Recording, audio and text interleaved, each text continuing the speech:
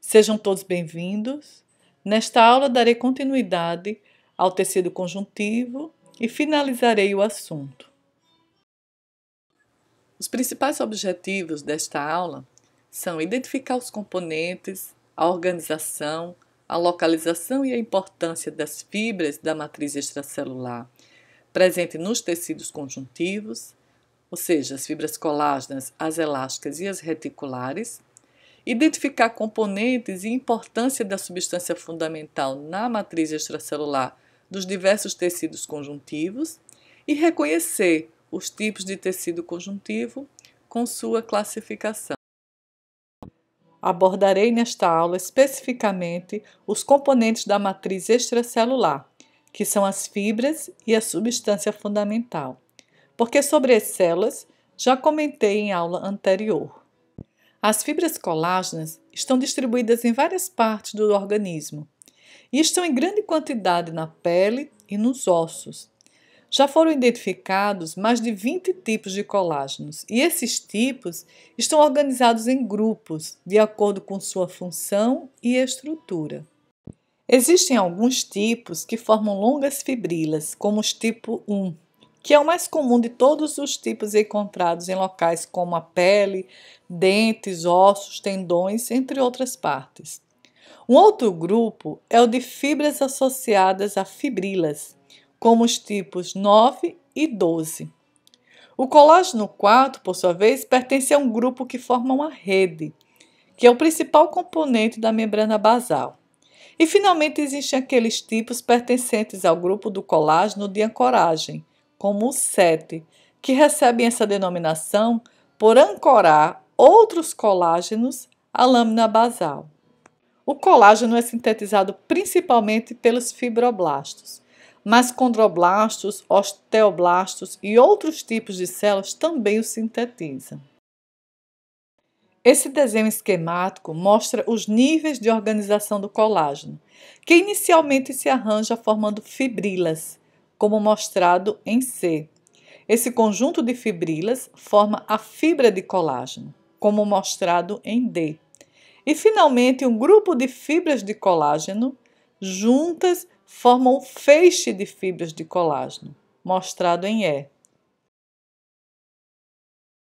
A produção do colágeno pode ser defeituosa e levar ao desenvolvimento de uma série de condições clínicas importantes, como a osteogênese imperfeita, ilustrada na figura, que é consequência de uma formação deficiente do colágeno que provoca malformações em dentes e ossos, por exemplo.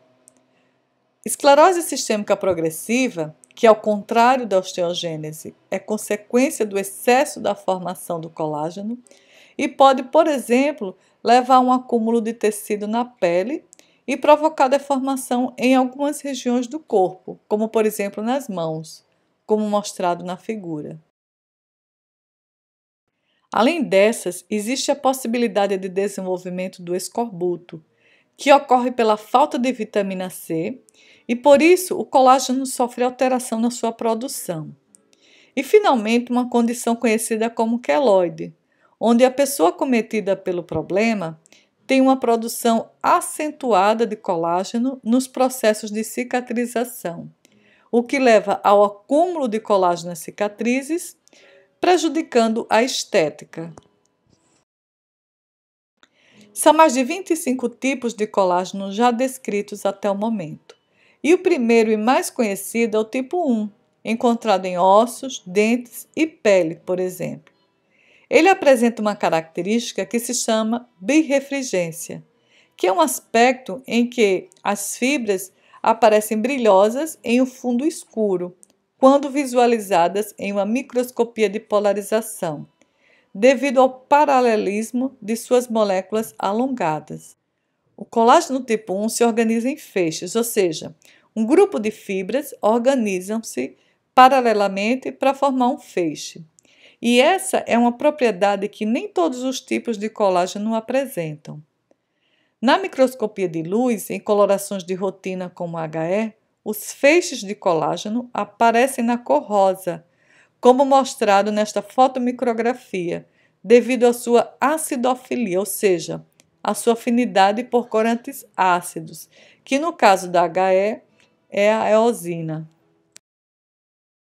As fibras reticulares são também um tipo de fibra colágena, encontradas em locais como nas glândulas, como mostrado na primeira imagem, e nos órgãos linfóides, como na segunda imagem, e também em órgãos hematopoéticos, como a medula óssea, ou seja, em locais onde não existe a necessidade de resistência à tensão e pressão.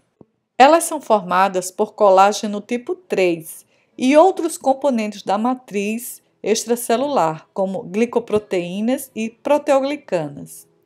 Apresentam um pequeno diâmetro e uma disposição frouxa nos tecidos, conferindo ao tecido um aspecto de rede flexível, que em órgãos sujeitos a variações fisiológicas de tamanho e forma é uma propriedade importante. Nas colorações de rotina, como a HE, não podem ser visualizadas, mas devido à propriedade de agirofilia, característica dessas fibras, elas se coram pela prata. As fibras elásticas são responsáveis pela elasticidade da pele e fazem parte de um sistema chamado sistema elástico, composto não só pelas próprias fibras elásticas, como também por fibras oxitalânicas e elaunínicas. E qual a relação entre fibras oxitalânicas, elaunínicas e elásticas? Elas são estágios de desenvolvimento do sistema elástico, como mostrado nesta fotomicrografia eletrônica, que exibe propriedades desses estágios. No estágio de fibras oxitalânicas, que é o estágio inicial de formação, as fibras são compostas por numerosas microfibrilas proteicas, conhecidas como fibrilinas. Em um estágio intermediário, onde são chamadas fibras elaunínicas, inicia-se a deposição de elastina, um outro tipo de proteína, formando agregados amorfos entre as fibrilinas. E, finalmente, quando essa elastina aumenta gradativamente de volume e ocupa o centro da fibra, mas que ainda é possível observar-se a presença de fibrilina ao redor, a fibra passa a ser chamada de fibra elástica. A figura à direita exibe um corte histológico da região da derme da pele, corado para fibras elásticas, com corantes específicos. As fibras elásticas aparecem escuras. Esse foi um artigo publicado em 2015 sobre tratamento anti-idade da pele e da face, onde foi avaliado o padrão de distribuição das fibras do sistema elástico em fragmentos de pele, tanto pela microscopia óptica como pela eletrônica. Os autores usaram enxerto de tecido adiposo removido da região abdominal das pacientes, por lipossucção, que foram injetadas na área pré-auricular dessas pacientes. Fragmentos de pele da região foram removidos antes e depois de 3 meses do enxerto, e o que se observou foi que houve o surgimento de novas fibras oxitalânicas na pele, que são exatamente aquelas fibras mais jovens do sistema elástico, e uma diminuição das fibras mais maduras, as fibras elásticas, que clinicamente representou um efeito de rejuvenescimento da pele. Então, como visto anteriormente, a elastina é uma proteína essencial na formação das fibras elásticas e é produzida por fibroblastos e pelas células musculares lisas dos vasos sanguíneos. Esta proteína confere elasticidade, isto é, capacidade de distensão ao serem tracionadas as fibras elásticas, que são as mais numerosas no sistema elástico.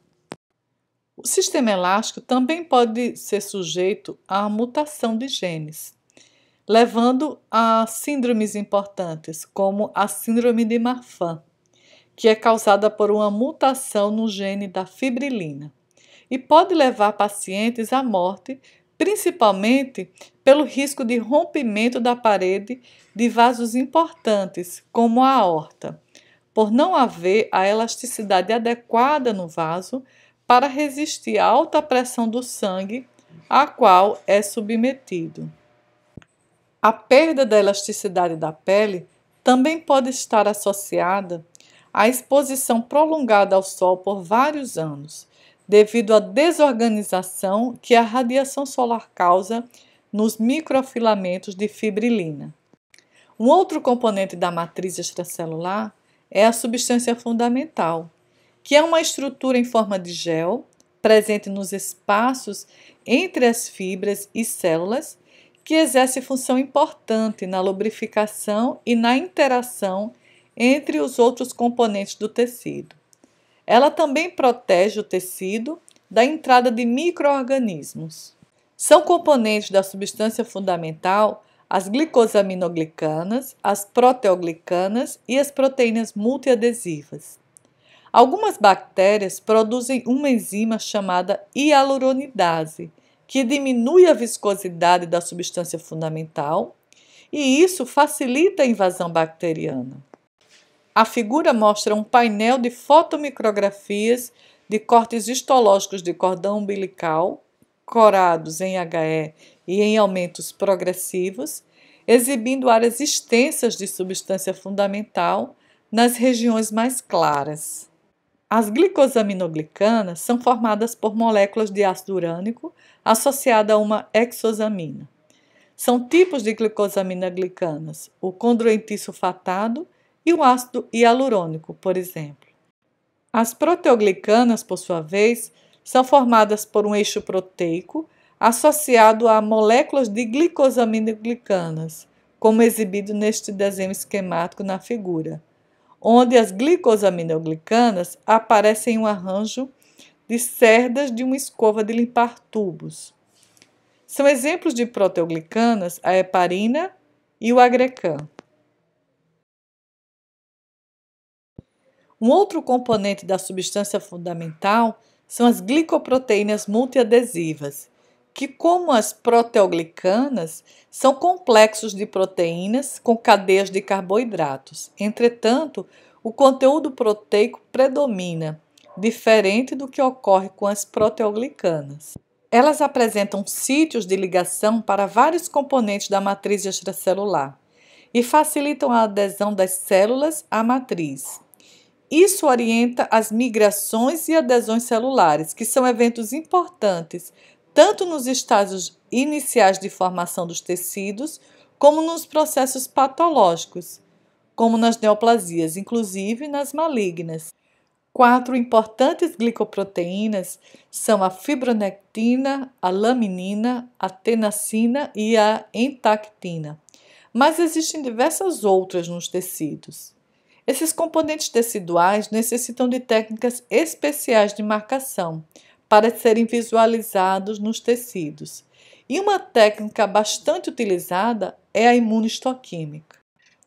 A fibronectina controla a deposição de colágeno na matriz extracelular e também existe na forma de fibronectina plasmática no sangue. Na fotomicrografia da direita, ela é mostrada na cor marrom, neste corte do útero preparado pela técnica da imunohistoquímica. A laminina é um dos principais componentes da membrana basal e é mostrada nesta fotomicrografia da esquerda, onde também aparece na cor marrom, tanto nas membranas basais, mostradas pelas setas pretas, como nos capilares sanguíneos, mostrados pelas setas vermelhas. A tenacina apresenta sítios de ligação para a fibronectina e encontra-se nos tecidos embrionários, enquanto que a entactina apresenta sítios de ligação para a laminina. Os tipos de tecido conjuntivo estão resumidos nesta tabela. Essa classificação considera a relação entre os componentes dos tecidos, como, por exemplo, o tipo e quantidade de fibras e a quantidade de substância fundamental. Há uma pequena variação nesta classificação entre outros autores. O painel de fotomicrografias da direita exibe exemplos dos diversos tipos. Nestas fotomicrografias, observamos os tecidos conjuntivos classificados como propriamente dito, tanto frouxo como denso. Na primeira, está em evidência o tecido conjuntivo denso não modelado. Na segunda, é exibido tanto o denso não modelado, apontado pela seta preta, como o frouxo, apontado pela seta vermelha. Na terceira fotomicrografia, é mostrado o tecido conjuntivo denso modelado, com uma seta preta apontando para o núcleo de um fibroblasto. Um dos aspectos mais importantes para se fazer a distinção entre o frouxo e o denso é a espessura dos feixes de fibras colágenas, que aparecem na cor rosa na coloração por HE. No denso, esses feixes são mais espessos e no frouxo, eles são bem mais delgados. E por isso, nas regiões onde predomina o tecido conjuntivo frouxo, observamos áreas mais claras. Já a distinção entre o denso modelado e o não modelado se dá pela organização dos núcleos dos fibroblastos, que aparecem enfileirados no denso modelado, e também pela disposição dos feixes de fibras que aparecem paralelos entre si no denso modelado e em diversas orientações no denso não modelado. O tecido elástico é chamado de elástico exatamente por ter uma grande quantidade de fibras elásticas em relação aos outros componentes da matriz. E é por esse motivo que macroscopicamente aparecem na cor amarela e apresentam também grande elasticidade. É um tecido restrito aos ligamentos amarelos da coluna vertebral e ao ligamento suspensor do pênis. O tecido mucoso, por sua vez, tem como componente de maior quantidade a substância fundamental e por isso tem consistência gelatinosa. É encontrado apenas no cordão umbilical, formando a geleia de Wharton, e na polpa dentária de dentes jovens. Nesta fotomicrografia de corte histológico de cordão umbilical Cora DHE, é mostrado o tecido conjuntivo mucoso, nesta área mais clara, onde são exibidos os núcleos dos fibroblastos. E, finalmente, um outro tipo de tecido conjuntivo é o tecido reticular, que tem predominância em fibras reticulares. E é um tecido encontrado em órgãos linfóides e hematopoiéticos, como os linfonodos, o baço e a medula óssea. São fibras de colágeno muito finas que se entrelaçam formando uma estrutura trabeculada. Essas fibras só podem ser visualizadas em preparações específicas, como a coloração pela prata, como exibido nesta fotomicrografia de um corte de linfonodo. Encerro aqui a segunda e última parte da aula de tecido conjuntivo e desejo a todos ótimos estudos.